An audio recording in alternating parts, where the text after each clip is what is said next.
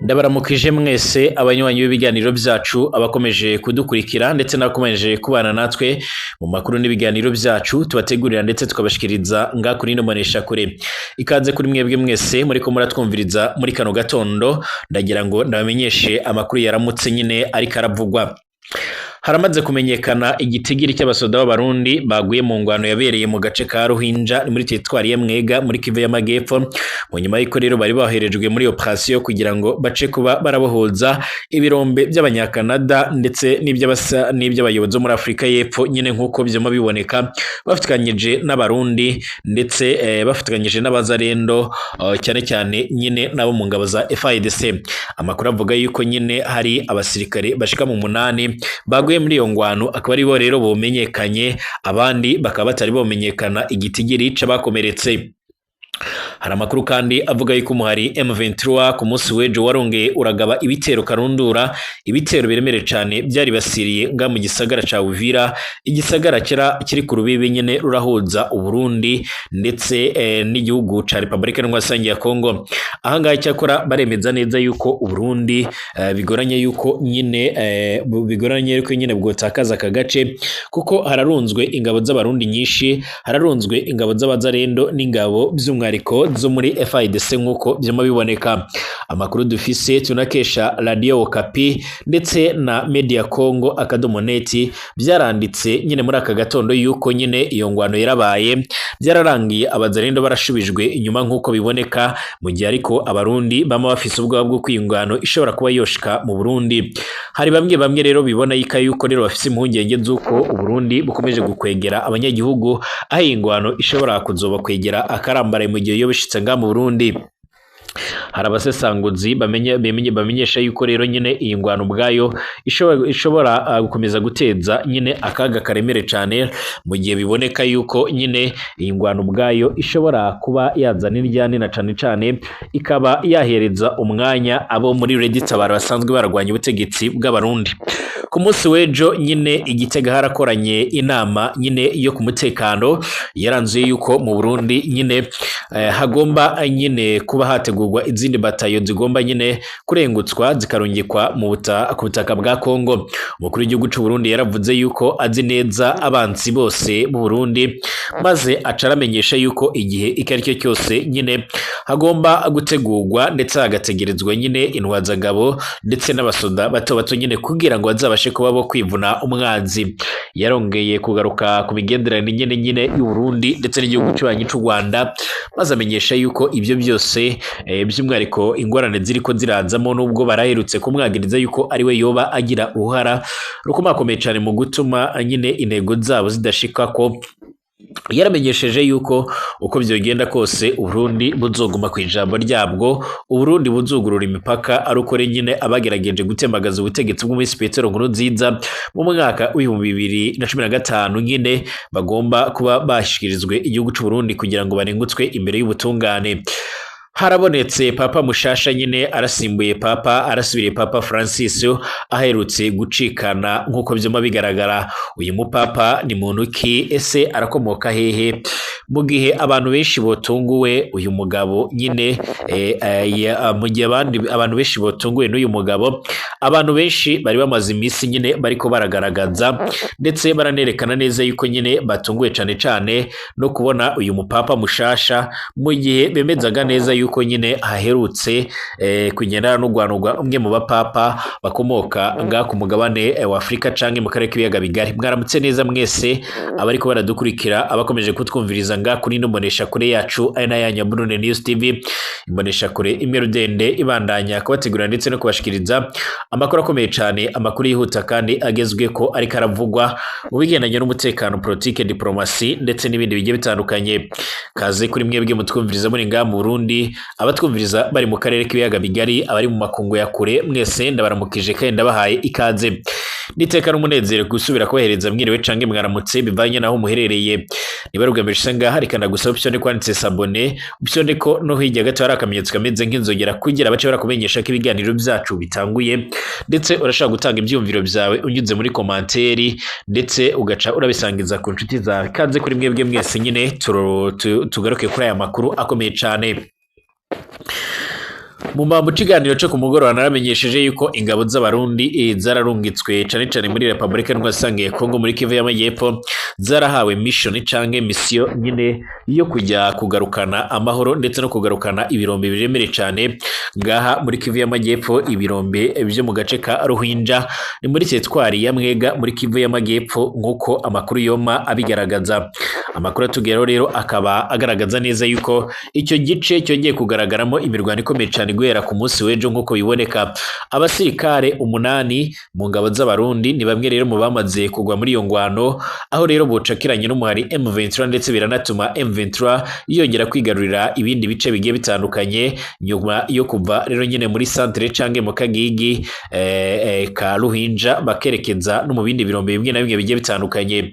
Aha rero bari bagiye kubohoza M23 herutse kuhigarurira nkuko biboneka, akaba ari agace karimo ibirombe by'abanyakanada ndetse akaba arizwamo kandi n'ibirombe byiganjemo nyine ibyo muri Afrika y'Epfo na societe cange amakompanyi amwe namwe aratunganya nyine ubutare bwo mu bwoko bw'inzahabu nkuko biboneka. Amakuru dufise rero muri uno mwanya akomeza kugenda atugeraho, akaba agaragaza neza yuko Burundi bukomeje kugenda buragogwa nyine n'izi ngwano nkuko amakuru akomeza kugenda atugera bivuga.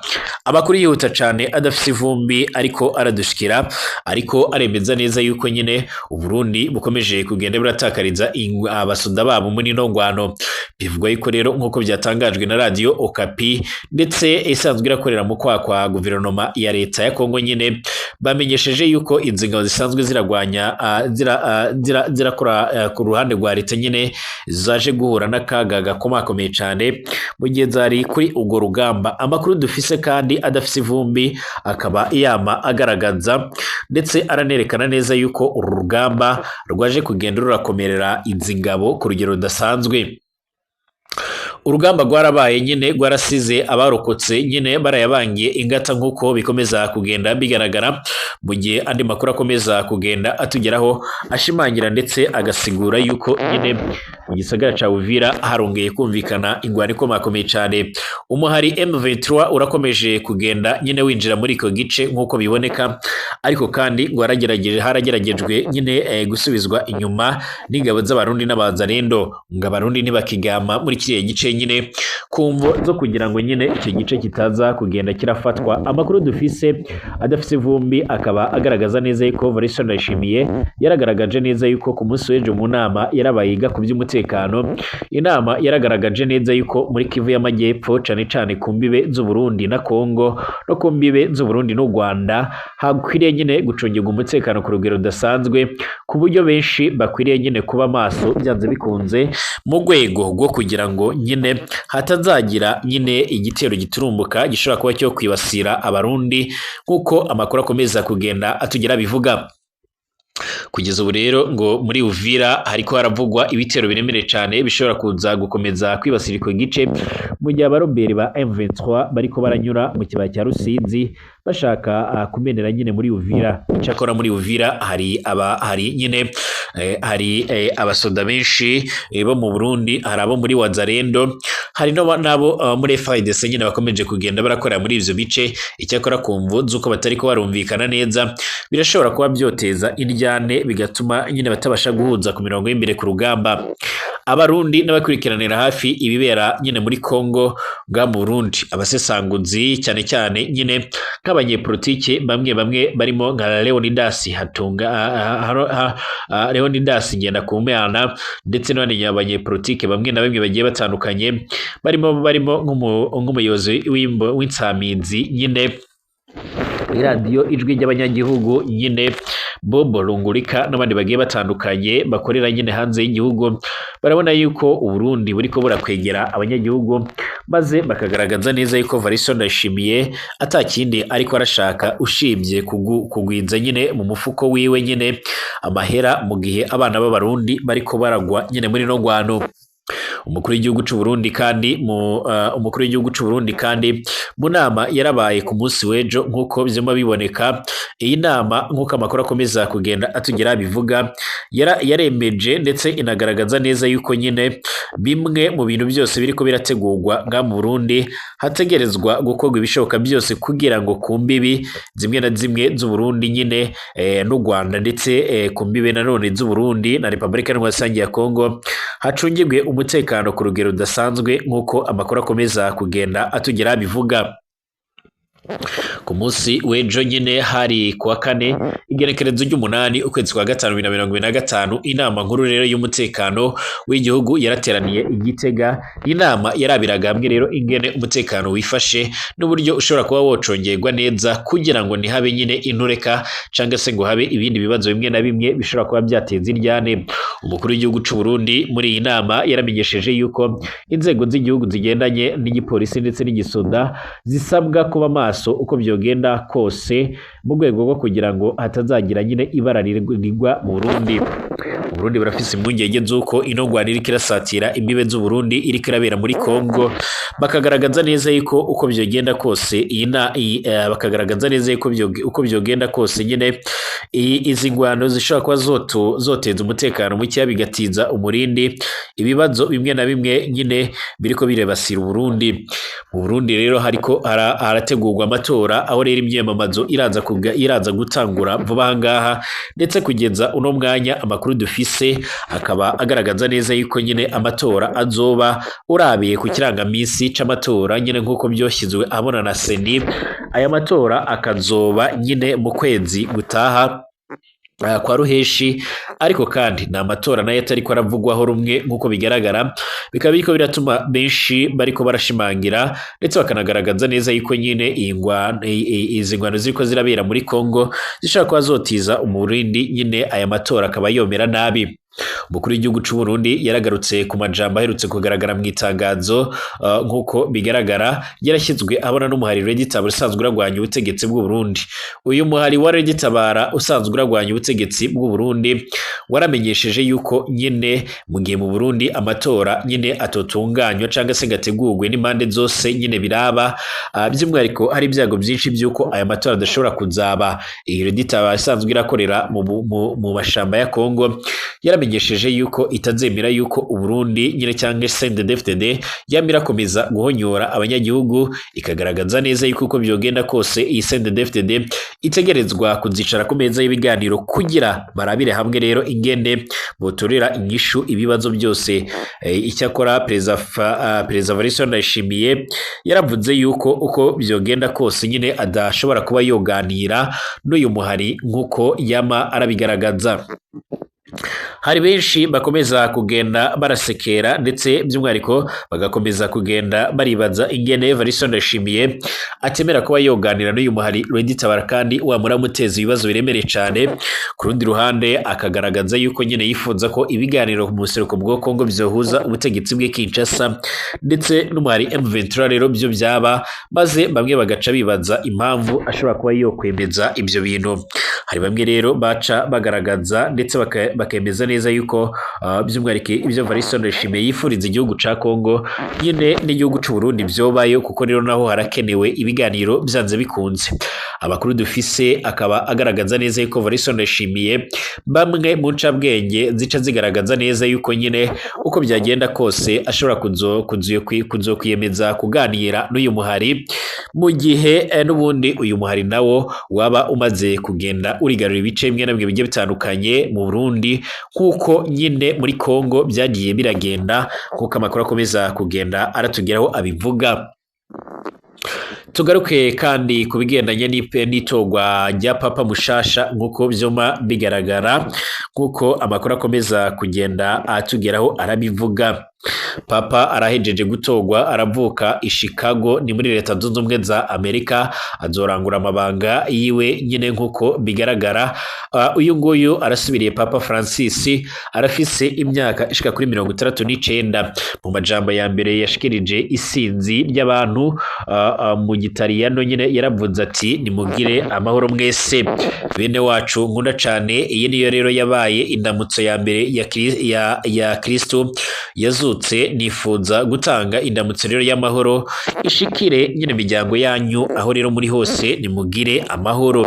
Yaravuze mu gitariyano, mu nyuma arangize nyine arahindura avuga icyesipanyoro, arashimira diocese yahoramwe nyine muri Peru nk'uko biboneka. Nifuza ko rero iyi ndamutso y'amahoro ishika rero ku mitima yanyu n'imiryango yanyu n'abantu bose ku isi, nimugire amahoro. Niko uyu mupapa mushasha Leo yama arabivuga.